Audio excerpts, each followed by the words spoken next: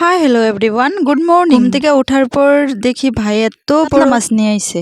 তো এটা দেখা ফ্রেশ হইয়া মুখ টুক ধুইয়া লাল চা আর ঘরে বানানো মুড়ি খাইয়ে নিলাম। চা খাওয়ার কিছুক্ষণ পরে দেখি বাজারও নিয়ে আয় পড়ছে ঢেকি শাক আর অন্য সবজি ছিল, বাট এগুলো দেখানো হয়নি। তারপর দেখি ভাইয়ে মাছটা কাটতে নিচ্ছে একা একা, যেহেতু মাছের কাজই করে তার জন্য সব একা একাই পারে। থাকলে ওই মাছ কেটে দিয়ে সব। তারপর মা ভাত বানানোর জন্য দেখো কড়াই মাটি দিয়া লেপা রাখছে। চাউলগুলো ধুইয়া দিয়ে ভাতটা বসাই দিই, আর ভাতের ডেস্কিটাও মাটি দিয়ে লেপা বানাই। তো এদিকে মা রান্না বান্না বসাই আর আমার এগুলো ঠাকুর সেবাটা দিয়ে নিত। আমিও দেরি না করে স্নান দান সাইরা পূজাটা দিয়ে নিলাম। আর এটা দেখো আমাদের ঠাকুর ঘর, আর পূজা দেওয়া হয়ে গেছে। মা একটু পরে প্রসাদটা উঠায়। চলো রান্নাঘরে যাওয়া যাক, কি কি বানানো হয়েছে দেখি গা।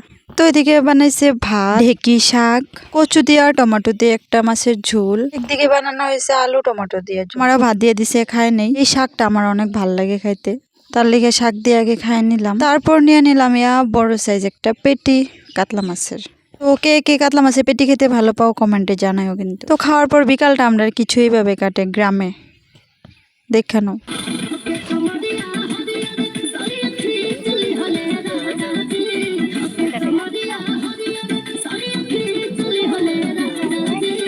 ডান্স দেখা করে, এখানে জলটা খাইতে একটু অসুবিধা হয়। দাদা আমার লিগে এতগুলা জল নিয়ে আসছে, তোমরা তো শর্ট ভিডিওতে দেখাইছিলাম।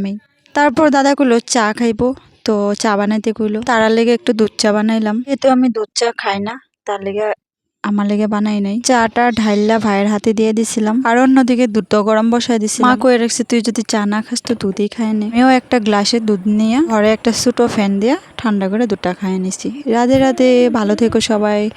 ভালো লাগলে লাইক কমেন্ট